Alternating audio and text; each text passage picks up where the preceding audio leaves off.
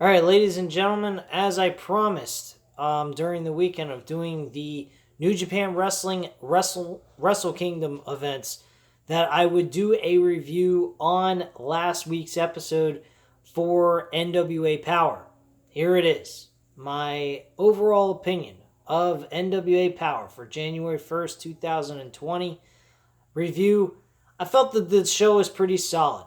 Had some very good storyline progression, and it was decent overall wrestling wise.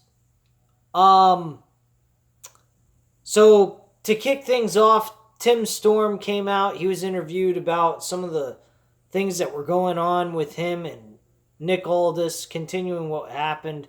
And he pretty much said that he told his mom that he was thinking about retiring, but his mom thinks that he has more to prove. His mom has a very hard work ethic. She worked till she was 78 years old, taking care of the family and taking care of herself. And she did it not even just for the money or for the sake of keeping a roof over her head. She did it to prove something to herself. And that's what she thinks Tim Storm should do with this professional wrestling business. Then Nick Aldis came out, interfered in the interview, broke up the interview, and kind of threw his 2 cents in. He also went ahead and made some nasty remarks towards Tim Storm. The fans booed him. He kind of went ahead and he said, "Look, I'm joining the NWA Television Championship Tournament for fun, for the sake of the fact that I've beaten a lot of guys here in this company, and I want to throw my weight around and have a little fun doing it." So that was his purpose of joining the tournament and throwing his name in the hat. This later led to something else, which I'll get into and discuss with you guys. But anyway, let's get into some of the matches. We had 2 matches with Aaron Stevens, formerly known as the guy that used to wrestle in WWE, which I forgot his fucking name. His former name. Anyway, I'm not going to even bother touching that. Aaron Stevens, Damian Sandow, there you go. Damian Sandow, formerly known as what he went by in WWE, comes here to NWA as Aaron Stevens, and he goes one-on-one with a enhancement talent in an exhibition submission match. Okay, great. Beats him in like less than 5 minutes. Makes him tap out. Doesn't let go of the hold. Trevor Murdoch comes down to the ring. And he says, "I'm sick and tired of seeing you fuck around in people's matches, pretty much. Being egotistical and a total fucking douchebag." So, he goes ahead and he says, "I want a match with you." And Aaron Stevens like, "You want my 3rd degree national NWA National Championship title? Ain't happening, but I'd like to have a spot in the NWA television qualifying match." While he went ahead and he was trying to spiel all this shit, he couldn't even say the fucking title that he wanted correctly. He actually stated that his national championship was the NWA World Heavyweight Championship. Yeah, he even said that. He said the NWA World Title. I believe he said World Title, or he might have just said the NWA Championship or the NWA Title. He couldn't speak properly. Granted, I ain't got room to say anything because I'm notorious of fucking up on what I'm trying to say to you guys in these reviews. But that's not here or there. I'm not a wrestler. I'm just here giving my opinion about professional wrestling and what I view and watch. So Aaron Stevens goes ahead and says, "You want a match? You go ahead and you have the match with me. No title on the line, but your championship spot in the tournament for the NWA television title is mine if I beat you." Trevor Murdoch agrees to the terms, gets into the ring, beats his ass, makes him tap out to an Indian Deathlock. That move hasn't been used. I haven't seen that move performed since WrestleMania 19 with Triple H against Booker T in 2003. Amazing, I know my wrestling history. Anyway, so that's pretty much what happens there. Then we come back from a little commercial break, and we have Eli Drake, the man who can talk like nobody's business outside of MJF. MJF, again, as I mentioned, I think is one of the best talkers on the microphone today. He reminds me of The Rock. Eli Drake is right behind MJF. But point being here, kind of mentions about the fact that there's a conspiracy theory. He thinks that James Storm is onto something. He thinks that Nick Aldis has a lot to do with what's going on with some of the competitors that are in this company. Some of them are not being used. Some of them are not having any matches at all. They're not doing jack shit. They're just sitting on the sidelines waiting for something to happen for him. He kind of jumps back and forth. His character's very strange. One minute he seems like a face, and then the next minute he's a heel. You don't really know anything about the guy. He's like a person with a bipolar issue. One minute he's hot, the next minute he's cold. You don't fucking know what the fuck this guy is going to do. Or say, for that matter. Colt Cabana, though, comes out. He's mentioned about tag team championships at this point, since Nick Aldis won't give him a world title opportunity. So he goes ahead and he says to Colt Cabana when he walks out, "Do you want to be my tag team partner? We could go after tag team gold." And he starts bringing up, Colt Cabana starts bringing up Ken Anderson. Mr. Anderson. And he goes ahead and he mentions to him, "Hey, you know what? I've known Ken Anderson for a while. He's a good friend of me. I think he's a good guy. And I think you need to lay off of it. Let it be. And let it die out. You know, let bygones be bygones. Eye for an eye, tooth for a tooth. All that kind of good shit." Eli Drake comes back and he says, "You're right. Eye for an eye, tooth for a tooth, and I don't give a shit kind of attitude." Pretty much is what he throws back at Colt Cabana. Colt Cabana says, "Then I'm not going to be your partner anyway, and I'm Ken Anderson's partner, and I want to go after the tag team titles." Now, my personal opinion on it is like, Colt Cabana was competing for the national championship. That's number one. Shouldn't he be concerned trying to get a opportunity or a rematch for Aaron Stevens' national championship? No, instead he's worried about tag team gold. I don't get that at all. I think that's kind of ridiculous. But he's wanting to go after tag team gold with Ken Anderson. Eli Drake, I guess he has a point to wanting to go after tag team championship gold. He has no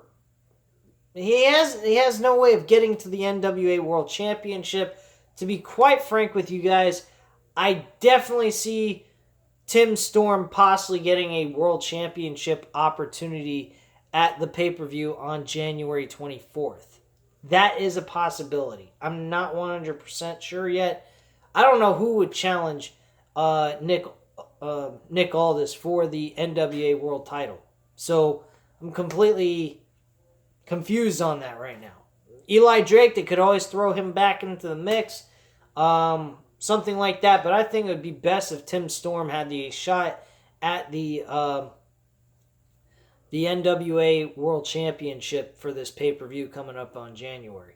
Or they just have Nick Aldis not defend the title at all, for all I care. I don't give a shit. But that's pretty much that. Then we had Marty Bell go up against Tasha Steelz. And Tasha Steelz... Oh, yeah, I forgot to mention. Ken Anderson did make an appearance and wanted to kick his ass, but couldn't because Colt Cabana was holding him back. So that was the ending portion of that segment, may I add. So then we lead into Marty Bell and Tasha Steelz, and Marty Bell loses another match. Melina is there as the manager, extremely pissed off at the fact that Marty Bell lost this matchup. So that was pretty much that. Match wasn't all that horrible, but it wasn't all that great either.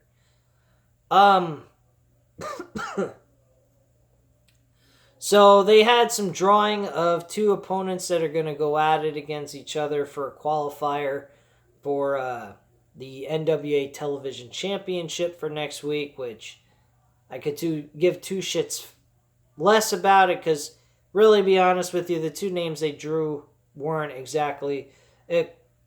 His name was I forgot the fucker's name. He used to wrestle in Impact Wrestling. Now he's on this show. But the point being is neither one of these two guys are going to do anything special in this tournament. I don't even see them winning the national championship to begin with. So then we get to Marty Bell and I already mentioned that. So she lost that match. Melina was pissed at her, so on and so forth. Then we get the main event, and we're supposed to have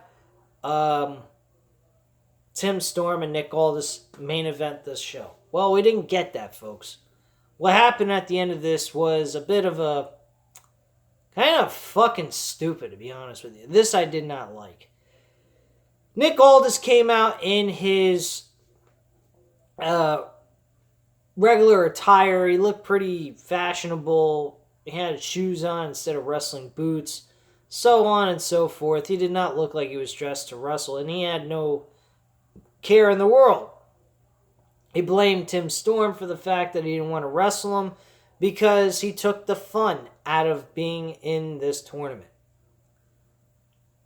What did you expect? Him to be happy about being fucked over by somebody he thought was his friend? Take the fun out of it. What the hell? Fans were calling him a coward. He said that's a little bit of a PG type chant.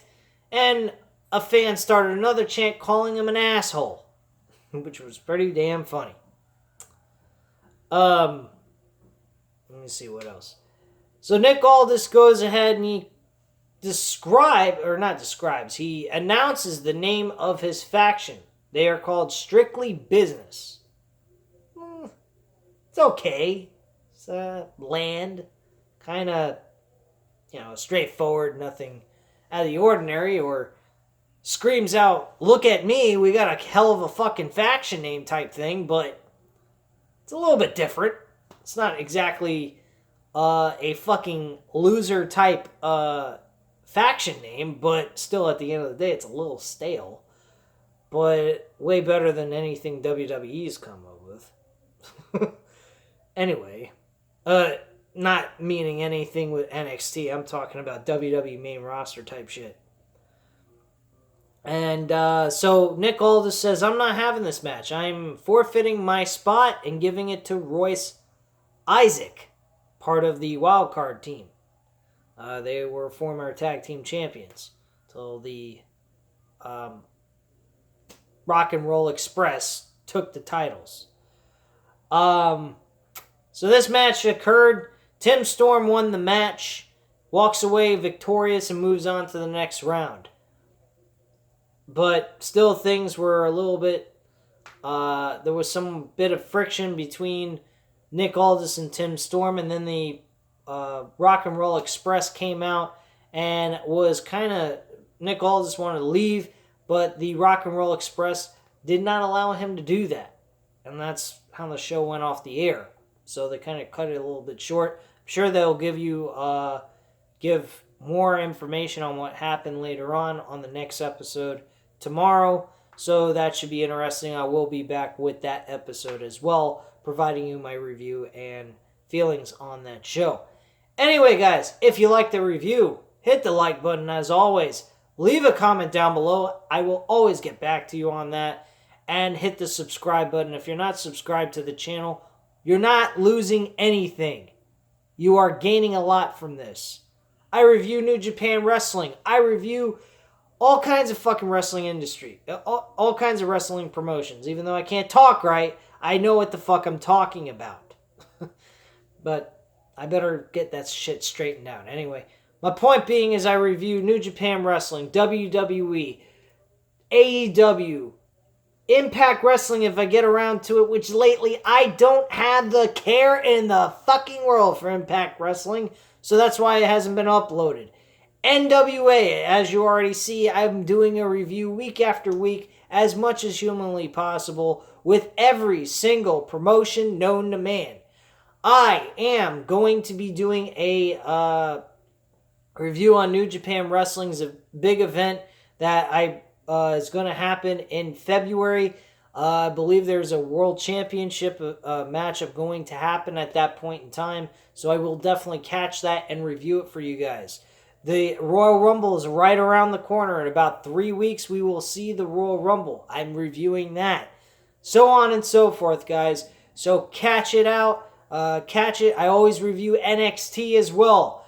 This is the channel for wrestling reviews. I don't do wrestling rumors, rumors and predictions and so forth, because I don't have the fucking time. I work 8 hours a day, 5 days a week, and sometimes on Saturday. So excuse me if I can't do all that other shit.